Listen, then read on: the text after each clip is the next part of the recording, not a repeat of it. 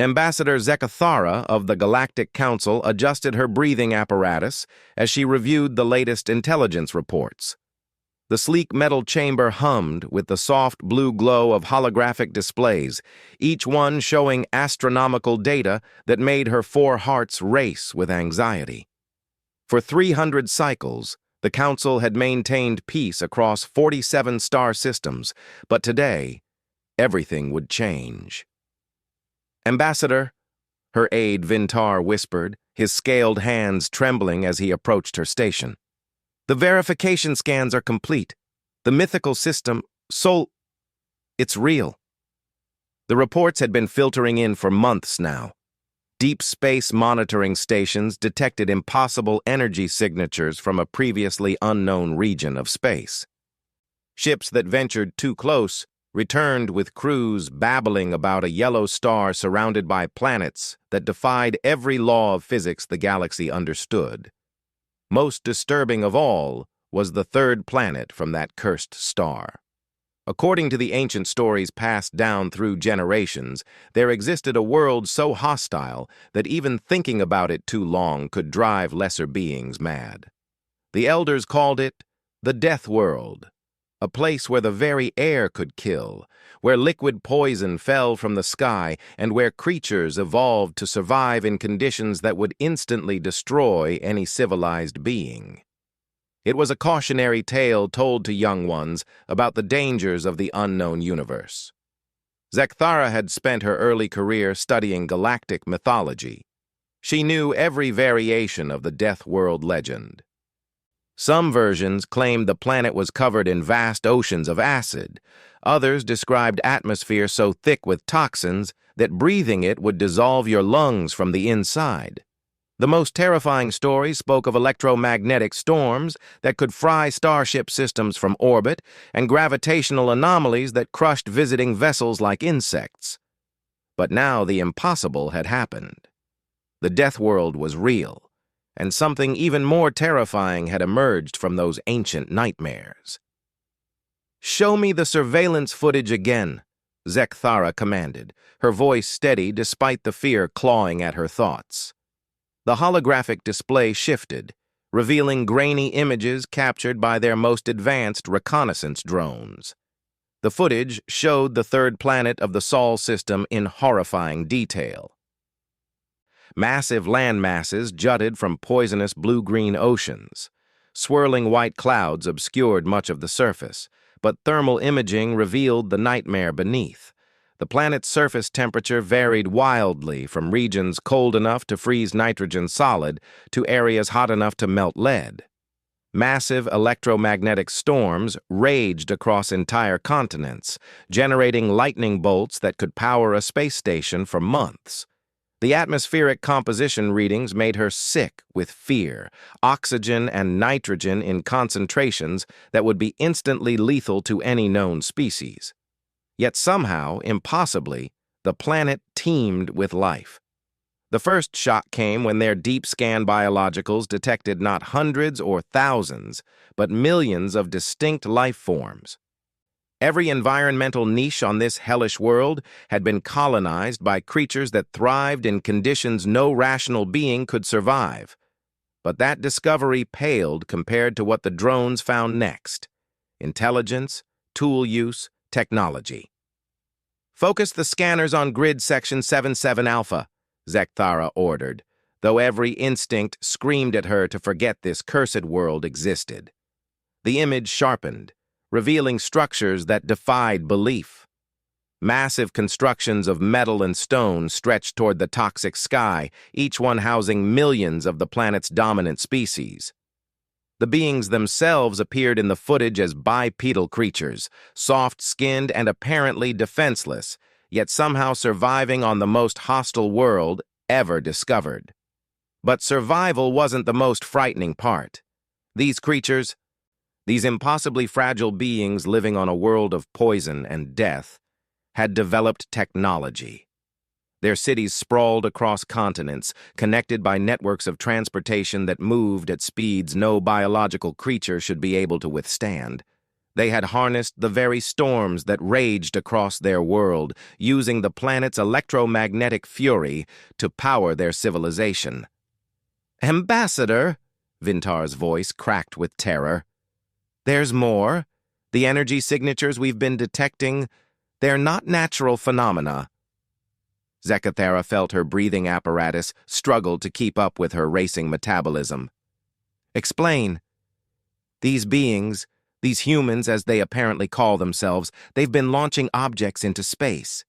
Primitive by our standards, but the mathematical precision required." "Ambassador, they're doing orbital mechanics calculations in their heads. They're building machines that can escape the gravitational pull of a Deathworld." The implications hit her like a plasma bolt to the chest. If creatures could evolve intelligence on the Deathworld, what kind of minds would develop under such impossible pressure? What would beings who considered lightning storms and acid rain normal weather be capable of when they encountered the comparatively gentle environments of the rest of the galaxy? "Have any of their vessels left the system?" she asked, though she dreaded the answer.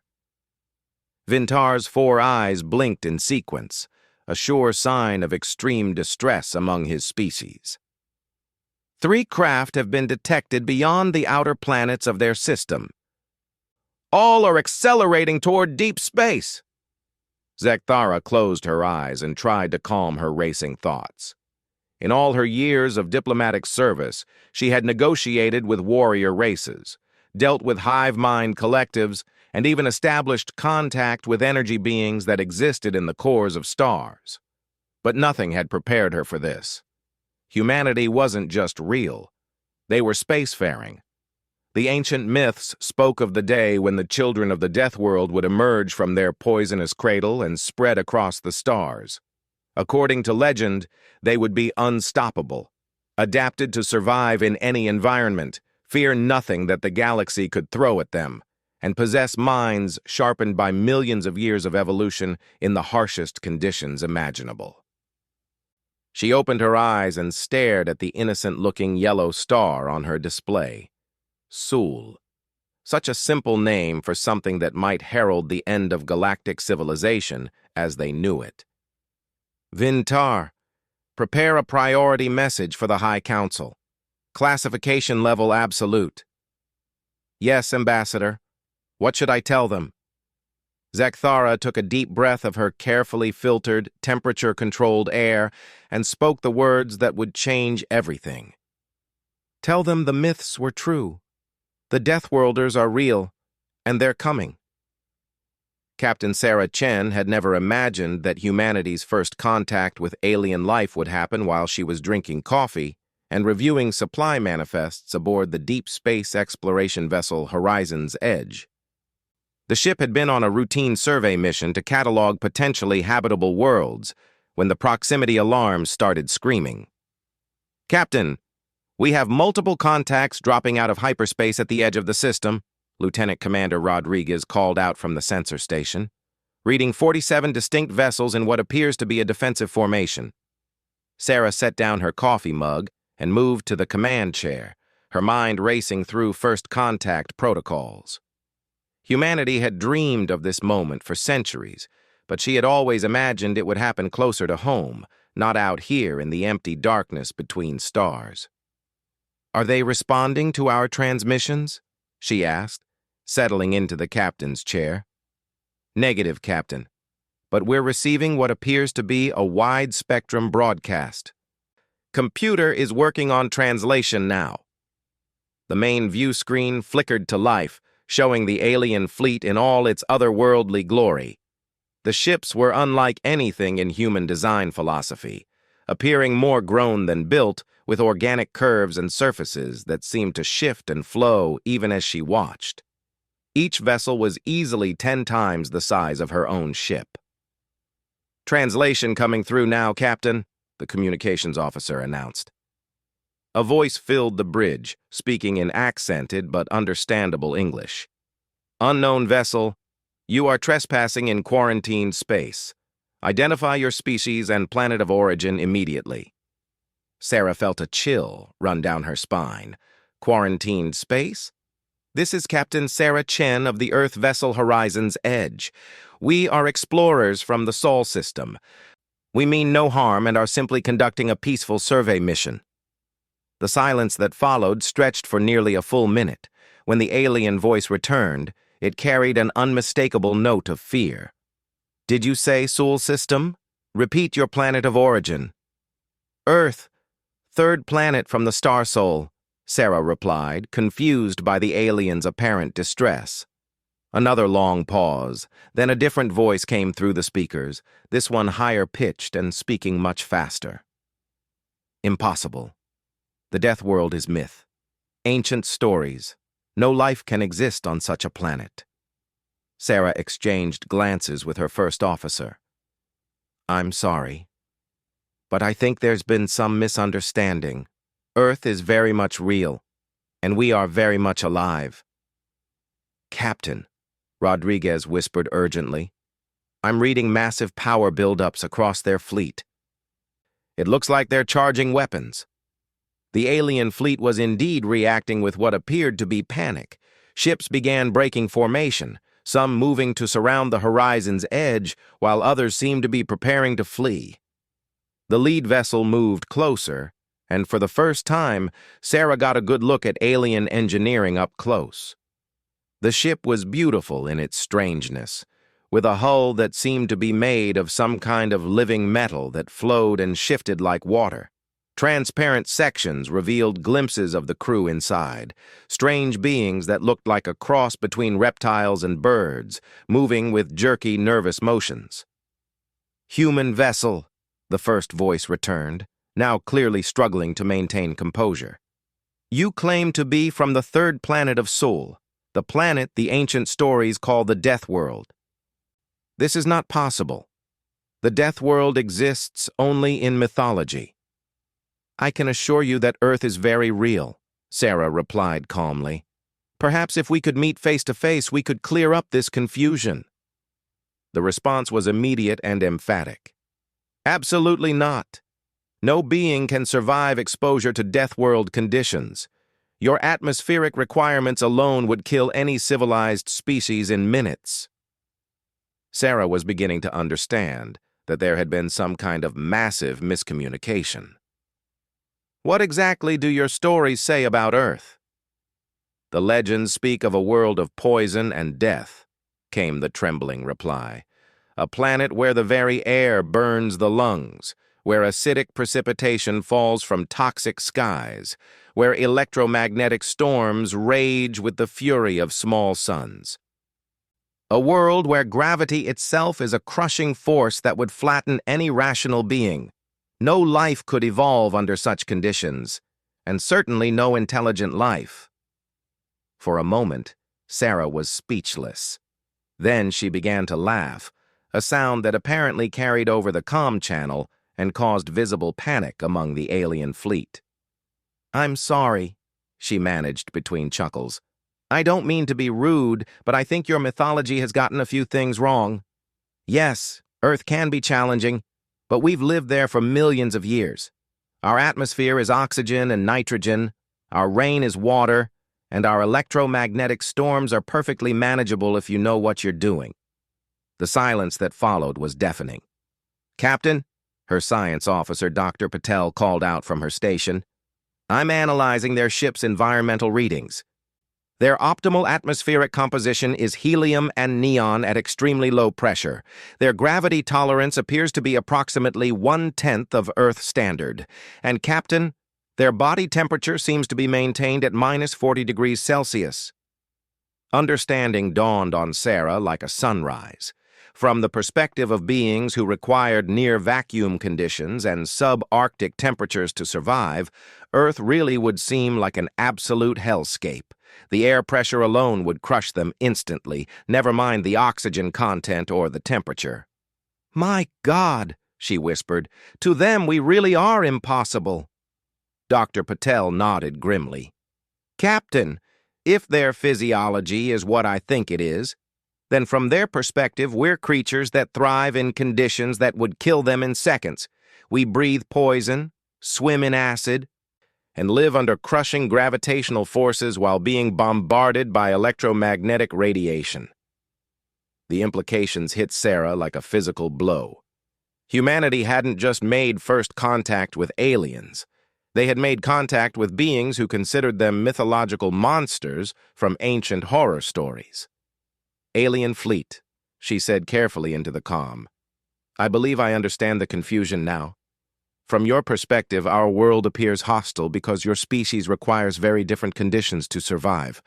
But I assure you, we are real, we are peaceful, and we would very much like to establish friendly relations." The response came back immediately, voice shaking with terror. You are truly from the Deathworld? You actually live in those conditions?" "We do, and we've learned to thrive there. Earth has made us adaptable, resourceful, and resilient, but it has not made us monsters." Another voice cut into the transmission, speaking in rapid alien language that the translator couldn't keep up with.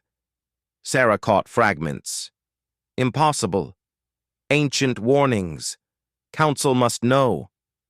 Finally, the original voice returned, now speaking with the careful tone of someone trying not to provoke a dangerous predator.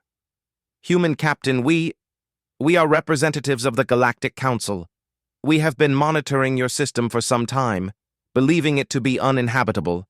Your existence has significant implications for our understanding of the universe." Sarah smiled grimly. "I imagine it does. The question is, what do we do now?" The answer, when it came, would change the course of galactic history forever. "Now," the alien voice said with obvious reluctance, "now we must inform the galaxy that the ancient myths are true. The children of the Deathworld have emerged from their poisonous cradle, and the age of legends has begun." 6 months had passed since Captain Chen's first contact with the Galactic Council, and Dr. Elena Vasquez was beginning to understand why the aliens had reacted with such terror. Standing in the environmental adaptation chamber aboard the newly constructed diplomatic station orbiting Earth, she watched through reinforced transparent aluminum as Ambassador Zekthara struggled to function in what humans considered a mild approximation of alien-friendly conditions. The alien diplomat was encased in what appeared to be a mobile life support fortress, a gleaming white suit that regulated every aspect of her environment. Even in the specially constructed chamber with helium-neon atmosphere and temperature dropped to -30 Celsius, Zekthara moved with the careful deliberation of someone constantly aware that death was mere inches away. "Ambassador," Elena said through the communication system, "are you comfortable enough to continue our discussion about atmospheric compatibility?" Zekthara's four-eyed gaze fixed on her through the helmet of her environmental suit. Even with all the protection, the alien looked terrified. "Dr. Vasquez, I must confess that simply being this close to someone who can survive in your natural conditions requires constant effort not to flee in panic." Elena nodded sympathetically. Over the past months, she had been working with xenobiologists from across the galaxy to develop protocols for human-alien interaction. What they had discovered was simultaneously fascinating and deeply troubling. Humanity wasn't just adapted to survive on a hostile world. They were adapted to survive on a world so hostile that most galactic species considered it physically impossible for complex life to exist there. The atmospheric pressure that humans took for granted would instantly crush the majority of known alien species. The oxygen that they breathed for life would cause rapid cellular death in most galactic citizens. The electromagnetic radiation that Earth life used for photosynthesis would fry the nervous systems of countless alien races. "I've been reviewing the mythological records you provided," Elena continued. "It's remarkable how accurate some of the details are, considering they were passed down as stories for thousands of years." Zekthara's breathing apparatus cycled audibly. "The legends were not merely stories, Dr. Vasquez. They were warnings. Instructions passed down from the few survivors who encountered evidence of your world in ancient times. Elena felt a chill that had nothing to do with the chamber temperature. Survivors? You mean other species have encountered Earth before? According to our most ancient records, yes. Approximately 12,000 of your years ago, a deep space exploration vessel detected unusual readings from your system. When they investigated... Zakthara paused, her 4 hearts visible through her suit as they beat rapidly. Only one crew member survived the encounter. She spent the rest of her life telling anyone who would listen about the impossible world she had found. The implications sent Elena's mind racing. What exactly did she encounter? The records are fragmented, but they speak of a world where the very air was poison, where water fell burning from toxic skies, where creatures beyond imagination stalked landscapes that would kill any rational being in moments. She claimed to have seen evidence of intelligence among these impossible creatures, but no one believed her. How could beings evolve consciousness in such conditions? Elena smiled grimly. The same way any species evolves consciousness. We adapted to our environment, and our environment shaped us in return. Earth didn't make us monsters. It made us resilient. But Dr. Vasquez, Zakthara said, her voice carrying a note of desperate confusion, your people perform feats that we consider impossible. I have seen the reports. Humans who fall from heights that would shatter the bones of any known species, who then stand up and continue functioning. Humans who endure temperature variations that span a range wider than the habitable zones of most planets. Humans who consume substances that would be instantly lethal to any civilized being. Elena nodded. Spicy food does tend to surprise visitors. The alien diplomat made a sound that the translator rendered as horrified laughter. Your casual consumption of capsaicin compounds would trigger immediate emergency medical protocols for every species in the Council. Yet you seek them out for pleasure.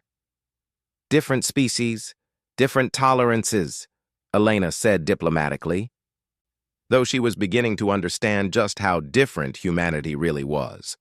Over the past months, as cultural and scientific exchange had begun in earnest, a clear picture had emerged. Humanity had evolved on a world that was, by galactic standards, absolutely uninhabitable. Not just hostile, but actively lethal to anything resembling normal galactic life. The pressure, temperature, atmospheric composition, electromagnetic radiation, geological activity, and biological toxins that characterized Earth would represent instant death to the vast majority of known species. Yet humans had not merely survived these conditions. They had thrived in them, mastered them, and eventually begun to view them as normal, comfortable, even boring. Dr. Vasquez, Zakthara said carefully, there is something else we must discuss. The Council has been debating humanity's application for membership for several months now. Elena felt her stomach clench. And there are factions within the Council who believe that humanity represents an existential threat to galactic civilization. The words hung in the recycled air between them like a death sentence. Elena had feared this moment since first contact. Because we're from Earth. Because you are the children of the Deathworld, Zakthara confirmed.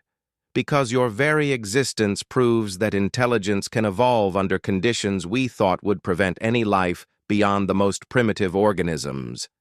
Because if humans can thrive in environments that instantly kill us, what might you be capable of in the environments we consider normal? Elena understood the fear. Humans didn't need environmental suits to survive in most galactic habitats. Where other species required carefully controlled life support systems, humans could function normally. Where gravity, pressure, or atmospheric composition would crush, poison, or suffocate galactic citizens, humans adapted and overcame. From the perspective of beings who had evolved in gentle, controlled environments, humanity represented something terrifying. proof that consciousness could emerge from conditions so hostile that they defied the basic assumptions about what life could endure.